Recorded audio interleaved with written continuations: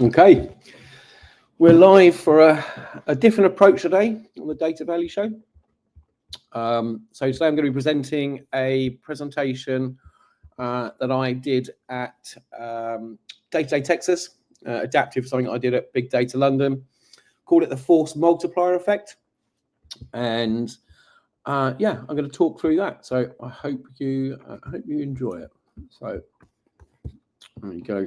I have to share my screen.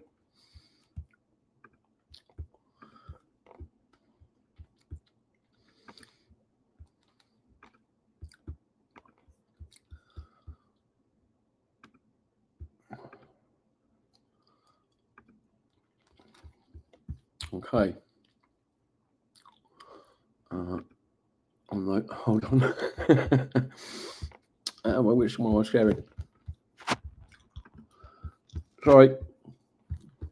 Okay, let's see if it works now.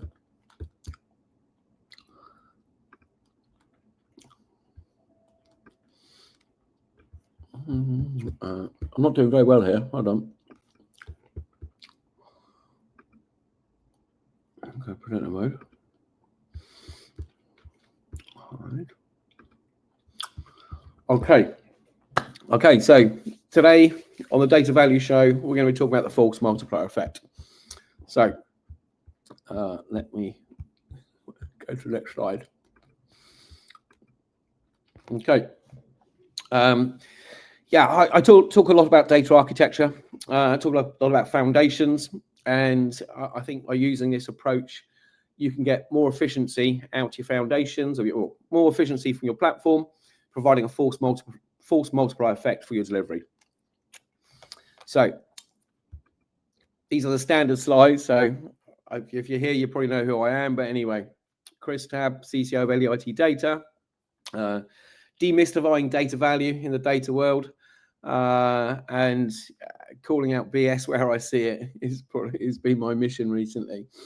A little bit about LEIT Data. Again, this is a standard slide, so apologies for the people that already know all this stuff. Founded in 2018 by some seasoned data experts that have been working on the mean data streets for many years. Ian Chotaker and Chris Edge, the other co-founders.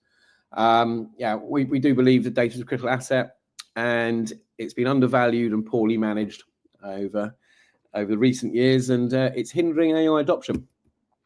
We offer expertise in solving your problems from a data strategy, from data ops, for semantic modeling, for anything needed to have a successful AI strategy. So I'm going to talk about a mission that is a standard sort of mission that you normally get when going into a transformation or a migration from on-premise. So let's look at what this mission is for this presentation. So the mission, if you choose to accept it, to migrate from an on-premise legacy data stack, to deliver business requirements iteratively and on time. And I talk about this a lot. You know, you're taking the business on the journey with you, and if you don't deliver regular, you'll lose their trust. If you lose their trust, your project will not be a success. So you need to be able to really deliver what the business need, iteratively and on time. It's when they expect it. As soon as you miss one deadline, you know, they're already expecting everything to slip after that. It's hard to gain that trust back. Leads nicely onto the next one. Yeah, building that trust and credibility by delivering that iterative approach, really aligned to business requirements and delivering it on time. You will get the trust and credibility with the business. It's going to be much easier to get funding or for your next project or to extend your team because they've seen that the investment they make is the outcome is worth the investment. I think always is learn from the past to help innovate for the future. This is one of my catchphrases, really. This is don't try and reinvent the wheel. There's lots of things that would have been done out there. Don't always go for the latest and greatest. You know, build on some solid foundations that will help you innovate for the future. Again, the agility to react. You know, if you can see what the requests are that come regular, you can see what areas you need to optimize, which is something we come on to a little later. And then creating platform foundation that drive that efficiency. And we're going to talk a little bit about what makes a foundation of a platform, and how you select what those main components are that you focus on. And business efficiency and delivery efficiency. If the business are able to operate quicker and you're able to deliver quicker, you're gonna have happy stakeholders and a happy team, and then a happy life.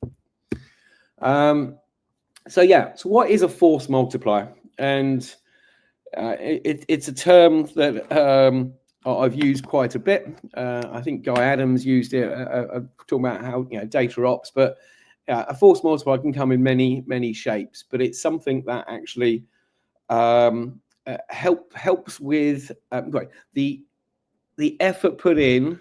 The gains you get are more. So let's break that down. So a force multiplier. Okay, it's not adding more people or stormtroopers in this particular case. It's creating something that can do that can achieve more than just throwing people at it. And in this case, and this is a Death Star on this particular one, or equivalent named planet-shaped object that has got good firepower. Just to keep it agnostic. So breaking that down, so a force multiplier are tools that help you amplify the effort to produce more output. So as a hammer with a Death Star is a force multiplier, investing in force multipliers means you get more done with the same amount of effort. But if your hammer's the only tool you've got, then every problem's a nail, is an expression I was taught. So you need to make sure you've got the right tools in the right toolbox that are actually going to satisfy those business requirements, and do it quicker with the quicker and getting more value from the same amount of effort. So what's the approach to this? And so define feature-based target. I put a typo there. Data architecture. Define the capabilities, not the technology, and then you map the technology onto it afterwards. Focus on data architecture that can't be changed later. So I talk about foundations. So these are the rocks. These are the rocks that you're going to build on top of. If you change these rocks later, you have to build everything you built. You have to change everything that's built on top of it. It's a bigger task. So identify the key components that if you change them later, or you change tack, it's going to be a lot of technical debt and rework. So decide what cloud you're going to be on. Decide what data platform you're going to standardize on. Focus on what data modeling approach you're going to take. Think things that are going to be hard to pivot later, or costly, or lose credibility by doing that. Use a delivery friction focus automation map. I use the term delivery friction a lot, and I refer to delivery friction as the time, effort, and complexity of an activity equals the associated friction. And all what adds to that friction on a maturity on an automation roadmap is, of that friction, what happens most frequent. So if it's an activity that, for example, semantic models are changing on a daily basis, you want to automate that. Your infrastructure, your network policies, you're going to do them not very regular. Hopefully, maybe once a year or something. It's probably less of a candidate to have the automation put in place. It may get to the stage where you've automated everything else, and it's worth doing that as well. And I think deliver just enough architecture to support the features required. If you wait, and I think I saw this on Instagram the other day. If you release something that you're perfectly happy with straight away, you've probably released if you've released something you're perfectly happy with, you've probably waited too long to release it. So just put enough in place to deliver what's needed, not boil the ocean and try and build something that you're guessing what they're going to need, or maybe over engineering it.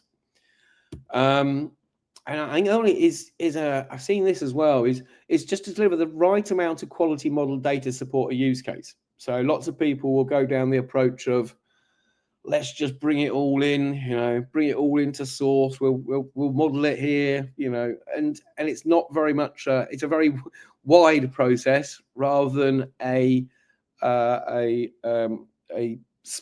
focused and in-depth part of the business, and focus on getting that supporting a use case and then actually building on top of it. Otherwise, again, you're not going to get anything in front of the business. You're not going to get that credibility or trust. And building on those solid foundations that drive efficiency using automation. So I'm going to talk about this approach of approach of focusing on the automation and the benefit it can have, and coined the Millennium Fulcrum rather than the fulcrum. But the fulcrum's the pivot point of the effort you put in and then the load you get out. So I've changed this slightly to from GCSE physics to support this presentation. So the automation maturity is low here. The time it takes to deliver, the amount of effort you put in to the gain you get, is equal. But by moving the Millennium Fulcrum further along, by increasing your automation maturity, will decrease the time you need to deliver. The amount of effort you need to put in is able to support a larger load, so a bigger delivery.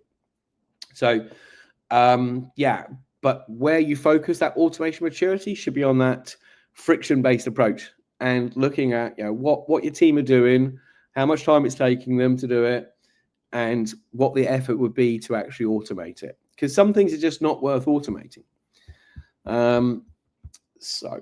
And I'm going to get to questions at the end, so I've just seen them coming in. So, okay, the journey. So, how do you achieve this, and how can you do this iteratively? And here's an example of what that journey could look like. So, you need a data platform. So, if you create a force multiplier, you're going to get an amplified business outcome, and identifying the order in which you put these force multipliers in, building iteratively on top of them, is also a way of the path to do that can get you the best amplified business outcome. So, going through some of these examples, and this may not be the correct order for you, but as a starting point. So unified data architecture, understanding where you're going, what the feature roadmap is, what's needed, that can support the business vision that they have, but also what your immediate requirements are. The benefit you'll get from that, you can increase operational efficiency. You've got a clear direction where you're going. Everyone's working on the same thing. You haven't got multiple projects that are overlapping. You're getting the best bang for buck, and everyone's happy because they're all working collaboratively.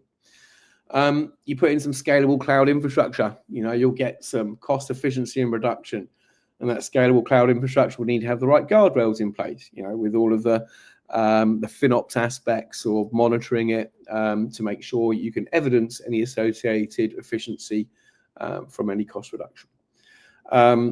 Using metadata-driven, and I say pipelines here, but it doesn't just go to, it's not just pipelines. Everything should be metadata-driven where it makes sense. So using that automated approach for that friction-based roadmap, look at how you can utilize tagging that's in there, metadata that can be associated to your data platform, additional metadata tables that you can create yourself, that you can create your own model on top of it to collect that metadata to drive further efficiencies or automation in the pipelines or creation of your semantic layer. You're going to get enhanced customer satisfaction because people ask for something, it comes very quick. They're going to be, that data team's brilliant. I ask for something one day, I get it the next day. And that's nice for job satisfaction. At the right time, you go and put in some AI, ML, that can gain some other revenue growth. Having proactive security and compliance de-risks your risk and compliance. And every company is going to have the different one. And I see there's some great questions coming in. I'll have to get to them at the end. So it's not just your platform. You need your team to work quicker. So how teams are able to create new environments, how they're able to work in a consistent way, having a pattern catalog, having environment variables that are all set for them that they can subscribe to, having a toolkit of agreed software and tools, or the ability to add their own as and when needed.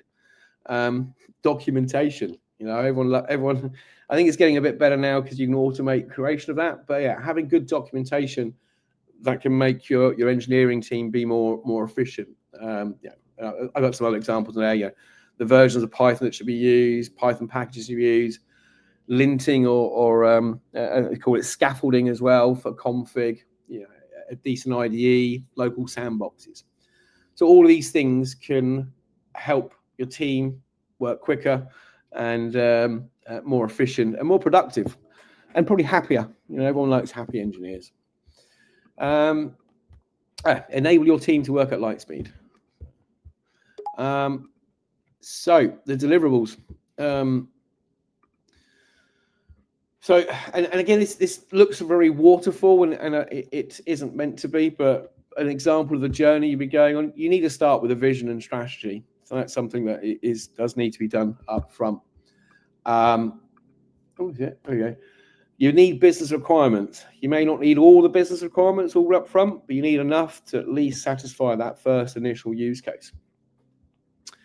And in fact, this links on to remote with just enough. I think it's just enough based on the short-term use cases that you've got, as well as having a view of what would be needed for your longer-term vision and strategy. A current state architecture, depending on what sort of landscape you're going into, something I've always found is very challenging. In a large organization, there'll be lots of similar platforms that are doing the same thing. There'll be emotional attachment between all of these different teams. Some of the teams may not know what the other one's doing. So having that current state architecture that you can use to play back on larger transformations is essential, I say. But in the smaller ones, it shouldn't take too long, but just understanding where you are at the moment, what it looks like. And that's no reason that couldn't be done in parallel. So that can be done ahead of the vision and strategy by doing that. Define your target architecture and how far you look out. Again, some things based on those, call them the rocks earlier, the foundations are going to be hard to change. Some things you need to define up front because what cloud provider you're going to be on and what data platform, because at least start with that as a target architecture. Other things can be iterative and can be changed over time. You could start with an ingest capability that is homegrown. You may outgrow it. Understand where you're heading. A reference architecture. Again, these things can be done at the same time. It's not a waterfall approach, but yeah, rather than having everything technically designed, what a business view of all your architecture as well. Technology selection, what you're using, when, and the right time you need to make a decision to either adopt another vendor or add another piece of technology to your stack. Feature design and roadmap, again, iteratively, define what you need for that initial business use case, define the features for it, and then look to see where other use cases need to extend those features. And then put that onto the roadmap. They're providing more of a force multiplier effect. Again, not something you leave to the end, but the data governance security. You need to get the CISO team on that journey early with you. Changing things later is also a challenge. If you need a transition from a old architecture to a new one, you need to define how that's cut over is going to be, and that can also be very difficult as well on large transformations. FinOps, critical in being able to evidence, what things cost. Again, shouldn't be an afterthought. And how are you going to get this route to live? There's a you can have the best system that's all tested in development, but if you can't get it in production, you've still failed on your objective. And then it's that factory approach. Once you've got this, how do you iterate? How do you iterate quickly? How you can automate this stuff and use that automation maturity roadmap to focus on the right things to make your factory as efficient as possible. So I think lessons learned from this and probably many other many projects over the years. Don't underestimate data quality or legacy system complexity. Systems that have been there for a long time have got a lot of business rules and knowledge that may not be documented. So having access to the people that have that knowledge, or being able to understand, reverse engineer what's there, it takes time. So don't underestimate that. That's why work closely with the subject matter experts. They become your best friends. Otherwise, again, you'll be very much slowed down. Technology should follow requirements and align with business goals, not the other way around. I think defining clear success metrics, preventing that scope creep without actually defining what success looks like up front and getting it sign up for that can be harder later on, because people want more and they'll add more, or maybe there's misunderstanding of what that scope is. So having that clearly defined is a great approach. Deliver value early, start small, scale fast. I can't emphasize this one enough. If the businesses have probably had bad experiences in the past, and not all projects have delivered to what they expected. So they're already going to have low expectations at the beginning. So being able to get something out quickly, building that trust, getting the excitement, creating the FOMO experience between other departments that haven't had their project started yet, and then just be able to have the ability to scale fast after. Upskilling team takes time. So, and it's not just the technical skills, and it's the ways of working. But how people used to work before is not how they may work in this new ways of working, or this new cloud architecture, or this new automated approach, or they used to have access to production, they don't now, and how do they do the things they used to do? So taking people on that journey takes time. So embed the team that's going to be the BAU team early on as possible. And engage stakeholders. That cross-functional collaboration is critical. If you win one stakeholder over, and the others get to see how the success of that one, they're more likely to collaborate, because word spreads of the good work. It also spreads of the bad work as well. So keeping the stakeholders happy is, and you can't keep all stakeholders happy all the time. That's something that I've learned. I think proactively identify force multipliers. It's automate. Once you finish one, there's going to be another one, and it's going down that scale of effort to do it and associated value you get from it. And look to automate those areas first. Don't automate things that it's not worth automating, or you can even go and get a product that does it for you and has more features instead. So always looking at the right time to when a homegrown solution is outlived and not having emotional attachment on that, and when it's the right time to move on to a more mature solution for that. Oh, here you go. And also select a bit of a sales pitch at the end. Select the right delivery partner that accelerates the journey. Shameless plug. So round it up with, may the force multiplier be with you. So I'm going to go and look to the questions now, and I'll see what we've had here. So we got Russell.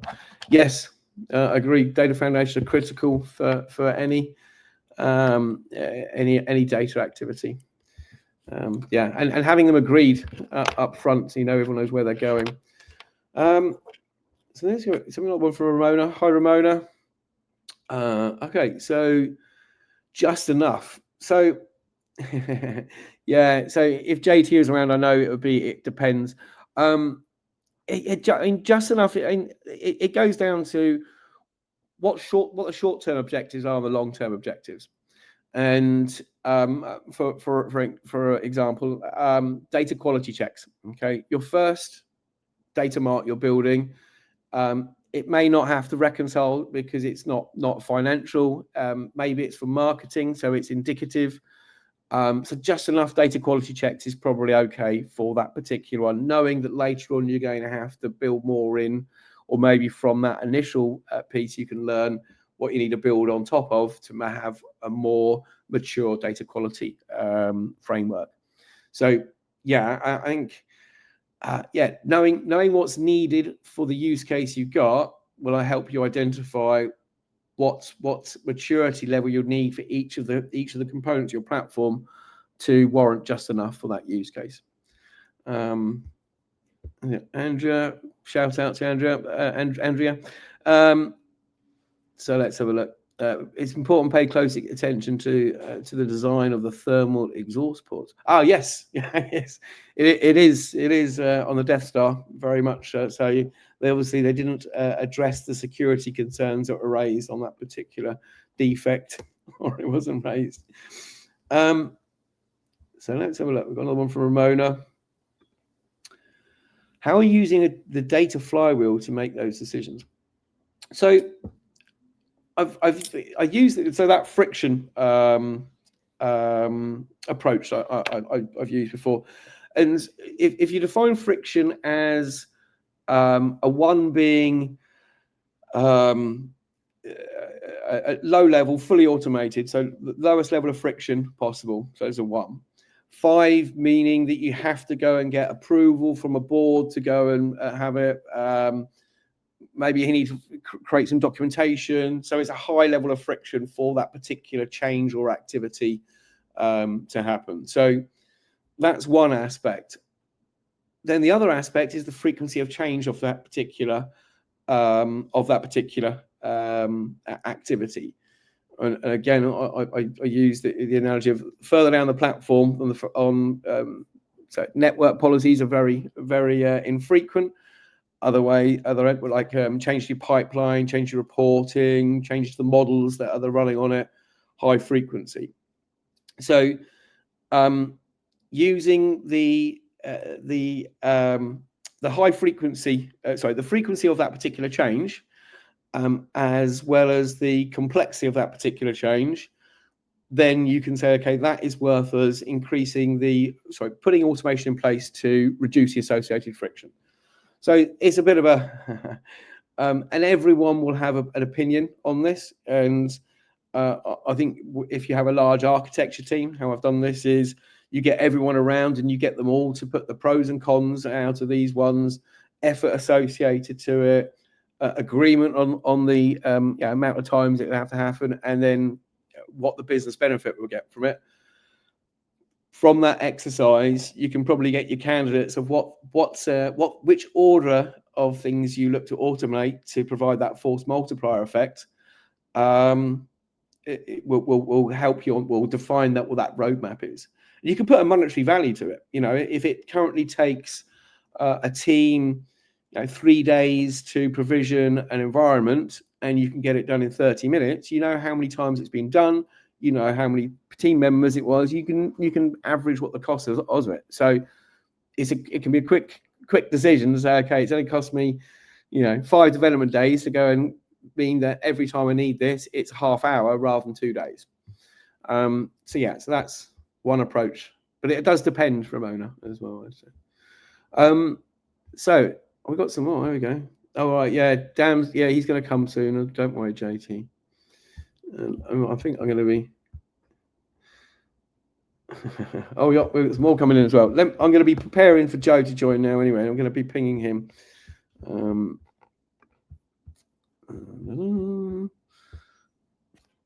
I can't multitask very well, you see.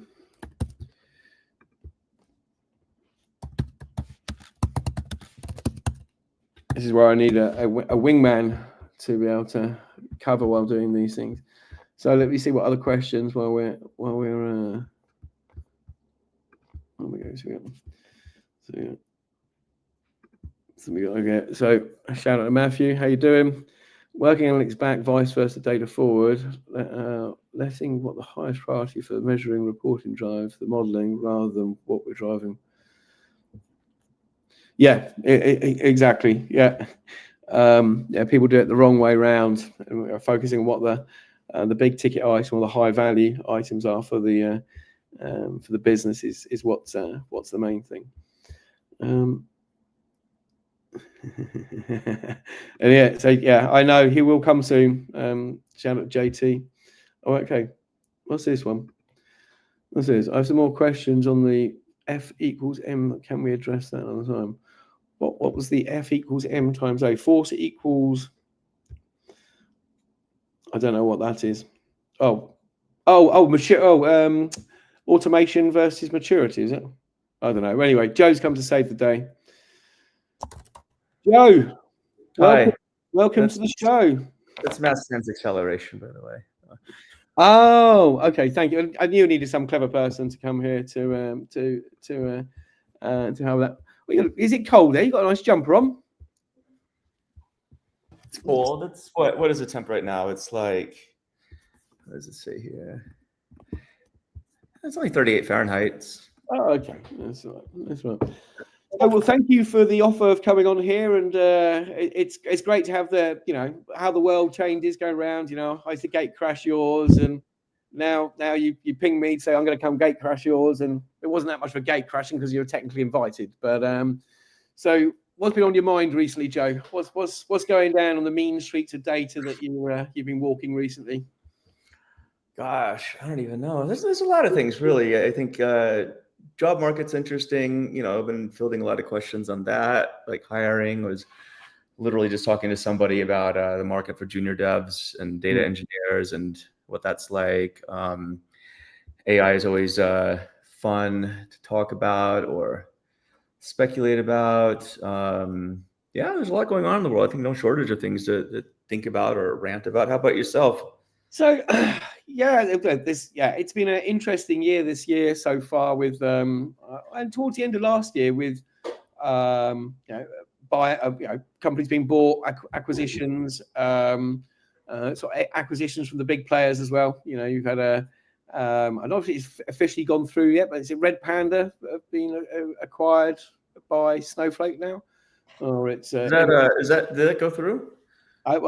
It's been talked about a lot, so I think it's inevitable. But Databricks' acquisitions, in expanding its platform, and I think we've gone from the original big four. You either went to an Oracle platform, a Microsoft platform, maybe an IBM platform, to get into the similar sort of stage now, where the modern data stack was made up of 6, 7, maybe up to 10 different vendors that are being used together collectively to create that platform. And with the consolidation that's happening from the big players, Microsoft as well, there's less need for a more complex modern data stack. So we still have to agree what it's going to be called now, composite data stack or whatever. But yeah, that's fun.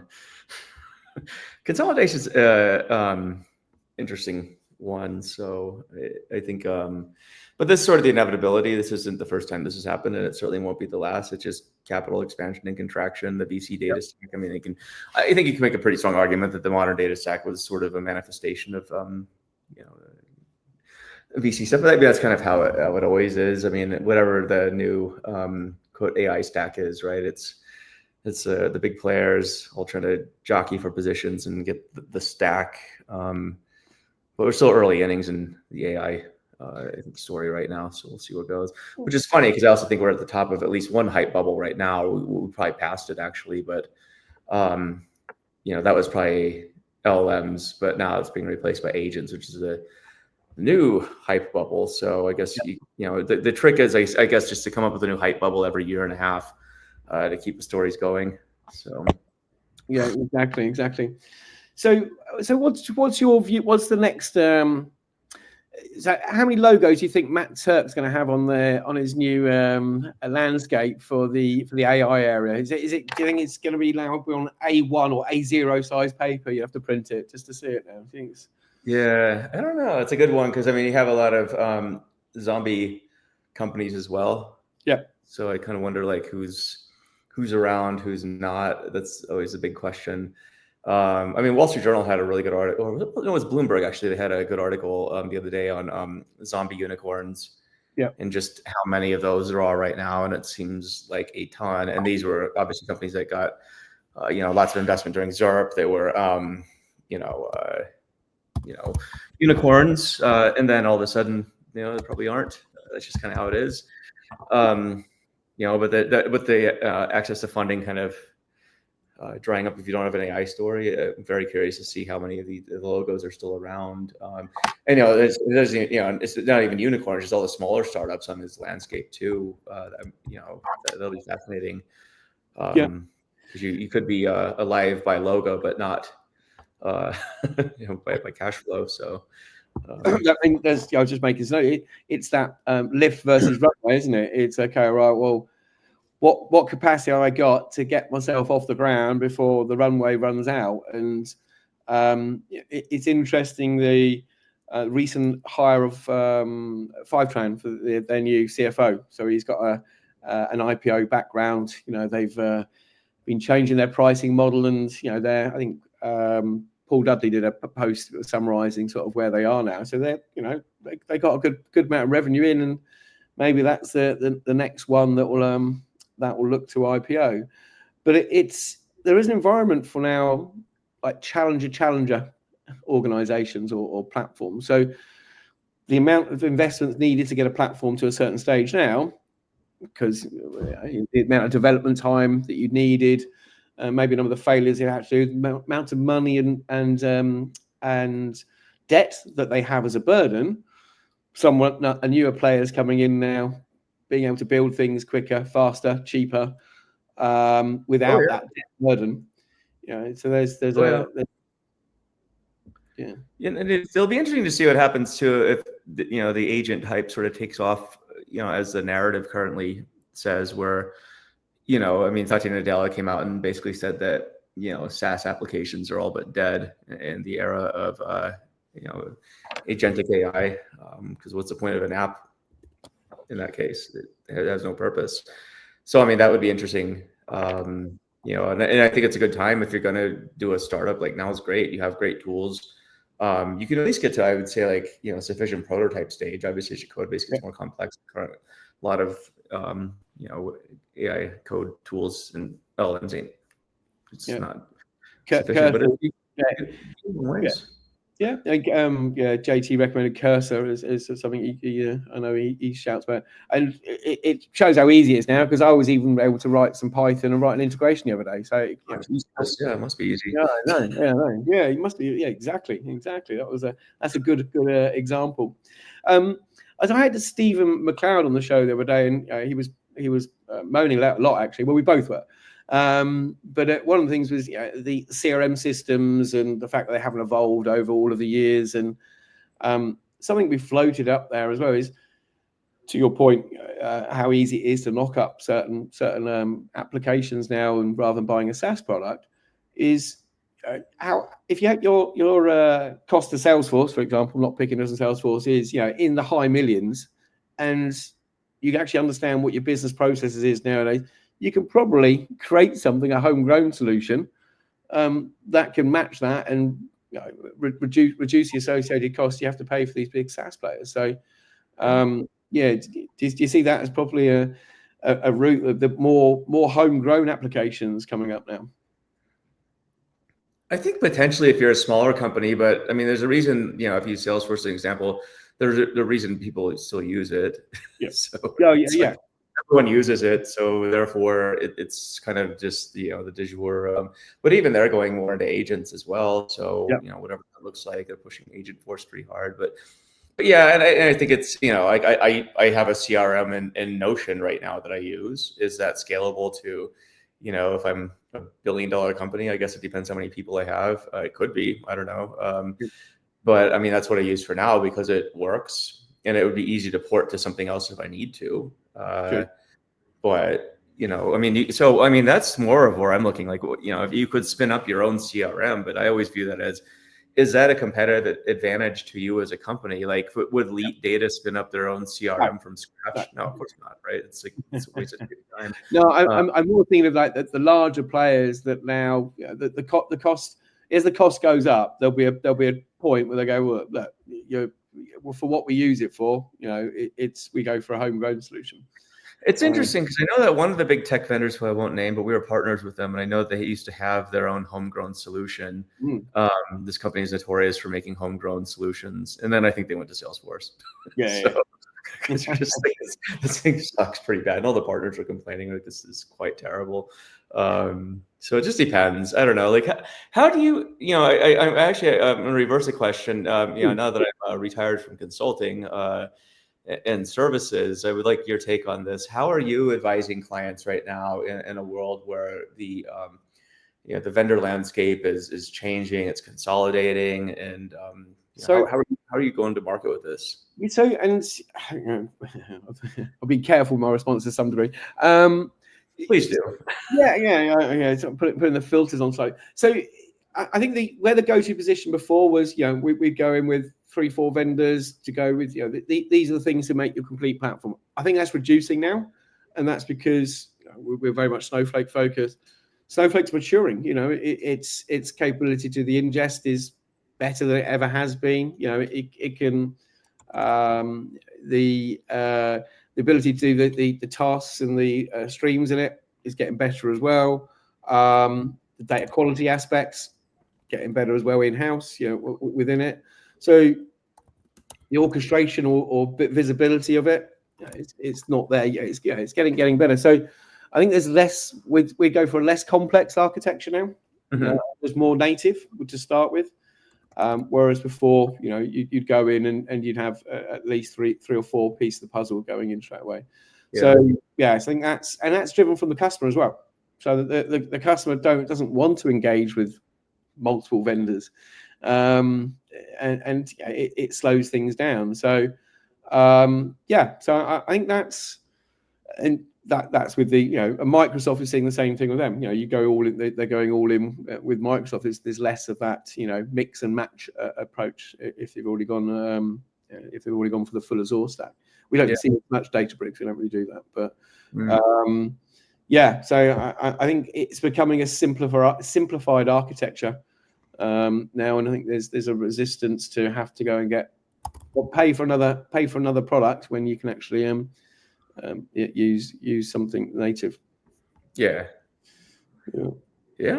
It's an interesting time to be in the field. Like I said, this isn't the first time it's happened, but this is sort of the pendulum, right? You go from like, you know, it's a classic bundling and unbundling thing that we've been talking about for ages, really. But you know, you're seeing and it's funny too, because I remember there were some VCs back in the day, you know, who were like, oh, this is back in the unbundling days, and they peak modern data stack. But I remember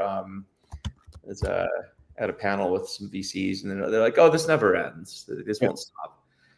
Right, and then well, it's marketing. There was a big, in fact, Matthew's probably on there about the medallion architecture. You know, and I think he was quoting some of the books out there.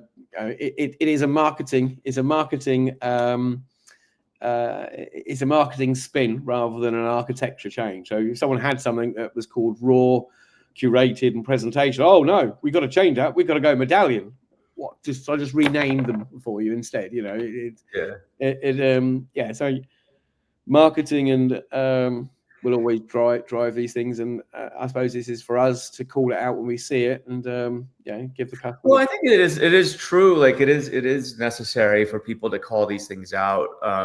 Like call it the silliness in the industry, right? Like I think medallion architecture is neat.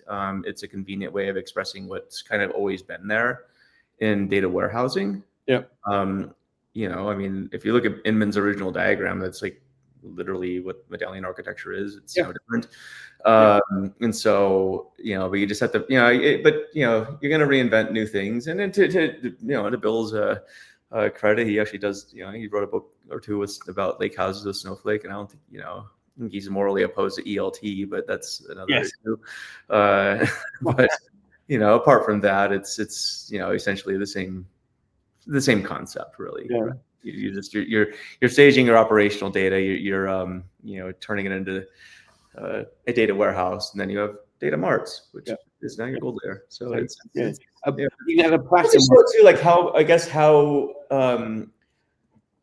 I mean, it goes to show, I think, on one hand, how few new ideas are out there in analytics, especially, but how hard it still is to do. Like, in my Discord channel, we were talking about just adoption and failure rates of BI and and that kind of stuff, and it's still like 25% adoption, I think, is the going number for BI tools, and that's been about the same for a few decades. Same with the classic 80% failure rate number. Like that's the number that seems to plague almost anything you talk about, whether it's BI, AI, whatever. The problem is the calculations they did for that 80% was on such bad data, it's actually not accurate. Well, no, but that's the one everyone uses. In fact, if you look at some of those, it was a projection of what Gartner was actually saying would happen in 2025. Now that it was expected 75% to 80% were going to fail, or some number, and if you look at, like, everyone just sort of took that. It's like, well, obviously everything fails, but then historically it's always been that number too. And then Rand, they had a new survey, it was in August last year, which basically said the same thing, like 80% of AI initiatives fail. Here's why. And if you look at the reasons why, if you just replace AI with BI, it's basically the same thing. It's the same. Yeah. So it's funny. So I mean, it's interesting because no matter I think back to the consolidation discussion, it's funny. To me, it's always hilarious because, like, no matter the array of tools you have, no matter how awesome they are, no matter if you're consolidated or not, why is it that this stuff still continuously has the same failure rate? Yeah. That's the thing I've been thinking about a lot. Like, why is it that we continuously go down the same path with different tools and have the same outcome? I've got a view on, I've got a view on this is that I think it's the wrong people be leading it. I mean, as technologists, we've always been leading this technology. Here's a Hadoop platform. You need this. Okay, now let's work out how we use it. Oh, you need a modern data stack. Okay, let's work out let's work out how we actually use it in the best way. And it's we haven't really been that business driven and had. Well, maybe at the beginning of this, because when I started, it was all like the shadow IT team was the BI team, but there were the business people, but are working on the technology. And I think we've flipped around to more technology focused people since, and there was different reasons those projects failed at the beginning. It was just because it was the first time you're doing these big sort of data warehouses, and they took a long time. So it was, there were different problems we had then. So there's probably a different reason for failures. I think the more recent failures have been that we haven't worked close enough to business, and we've gone all in on technology before working out, okay, what we're trying to solve, and let's work out we just solve that first and then iterate round. And everyone likes to blame the technology. The new guy comes in, head of data. Oh, it's because you went Informatica. Oh, it's because you went this tool here. Oh, I use this one. It all works really well. So everyone tries to use change the technology, you'll get a different outcome. And it's less of that. Just that easy. There's a really good book that I think should be required reading for people in the IT and basically any other field. How Big Things Get Done by Bent Flyberg or something, and Dan Gardner. I can't. But I think that's a really good book because it goes into historically like the reasons why not just IT, but like big projects fail, like whether you're talking building the Opera House in Sydney, for example, or mega projects. But then IT has, according to, so these people basically have a database of failed projects of all sorts, like thousands of these things. Wow. And it's fascinating, and they haven't. In the appendix is basically some aggregated stats. And IT failure rates are probably the most horrendous of any type of project you could do. Most, I would say, like read the book, read the reasons things fail. Part of it is exactly what you say, misalignment with quote stakeholders. Also, I'll get into one. The other big reasons are. We're really horrible at planning and projecting and forecasting.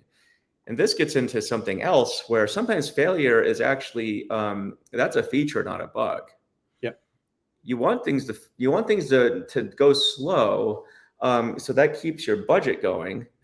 And then, as long as you don't get canned, your project can keep hobbling along. And I mean, imagine how many defense projects are like that, and all these other things. You've seen IT projects like this galore, where and it's super common to come in way over budget on stuff. And so I think it's a really good analysis. Yes, Bent still didn't help me pronounce his last name, but I'm not even going to try. Russell, but I mean, I think it's a really good analysis. It's definitely the best one. I think Dave McCollum turned me on to that book, but I suggest it. I do think it's required reading for anybody in this space, because it gets to the heart of, like, if you're going to start a project, what are the criteria you should honestly be thinking about when you do this, and how do you communicate this to people? So, but the biggest problems that we typically have is like where, it's like, oh, it sounds good, we'll do that. So yeah. Something I just made some notes earlier was we were talking about, we keep going backwards and forwards. I think the other thing we keep going backwards and forwards on is centralization versus decentralization. So we go, it failed because we didn't have enough access and we weren't allowed to do things on our own. Okay, so we give them all the access. And they go, it's failed because you're going to build a load of stuff and you didn't know how to do it. So let's pull the levers back on it. So how do we narrow these guardrails down? So we provide enough self-service capabilities that allow them to go quick enough, but also don't give them too much that they mean that they mess it all up. Sorry, can you repeat that again? I was just looking at some of the other questions. Centralized versus decentralized. So it's how you provide enough self-service that they're able to build stuff and not mess it up, as opposed to not giving them enough, and they say you're slowing them down, that you're the reason that it's a failure. So it's getting the right balance and the guardrails of data product teams being able to self-serve and build their own analytics or products.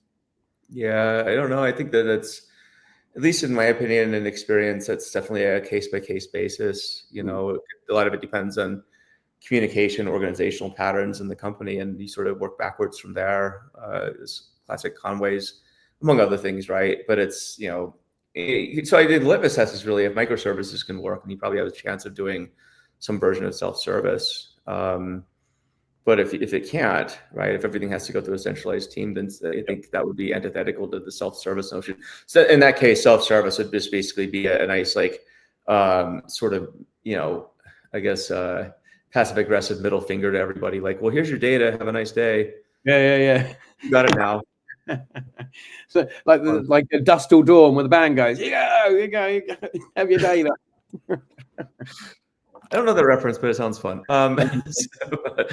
So yeah, I mean, I think it's, and that's what you see. I think is the IT teams get fed up. So it's just like, here's your data, right? And that's a weird form of decentralization, even though it's centralization cloaked as something different. I think that's how I used to see it in the past, and that's how these shadow BI teams existed, because data security wasn't quite what it is now. So access to production data was the norm, but you weren't developing in production, but you could get extracts from it, and which enabled these teams to build cottage products or things around outside the IT system. But they were very business focused, so they delivered what the business needed, just probably not in a supportable way. You're talking about the shadow IT team, like the deep data, like the deep state of data in these companies, like. Well, yeah. But that's just it, though. People, it's not like I don't get, I try and give people the benefit of it now. Like, I don't think anyone is actively working at a job saying, I don't want to do my job. going to find workarounds in order to do your job. I mean, you do it, I do it. And if something's not working, well, I guess I'm gonna have to figure it out. I'm not going to wait on these. That's just human nature, and I think that's actually the smart thing to do. Exactly. It's the people in IT or whatever that are the blockers that need to get their act together, not the business. The business is doing what they can. It's like, like water flows the way it flows, and what needs to get done the way it gets done. I'm not going to go there and blame the shadow, BI team or data team. It's like they're just doing what they need to do. It's our fault as the people providing them and supposed to be supporting them if we can't support them in their capacity 100%. Yep. Now, the only caveat is if they're a bunch of idiots, then, or being obstinate, then, and, not wanting to work with you if you're offering to help, right, and make their life easier. I think that's kind of where it gets, but that's also common. How many times have you been in an organization where, you're offering to help make their lives better? They're like, no, you've totally got this. And so that's kind of the balance, right? This has been the classic struggle. Yeah. I tell you, it's the people's a challenge because, some people don't want to change, or it's job security as well. So, and I was talking to somebody the other day, one of my friends, and she's at a company where they have, it's the type of company where you probably could never get fired from it.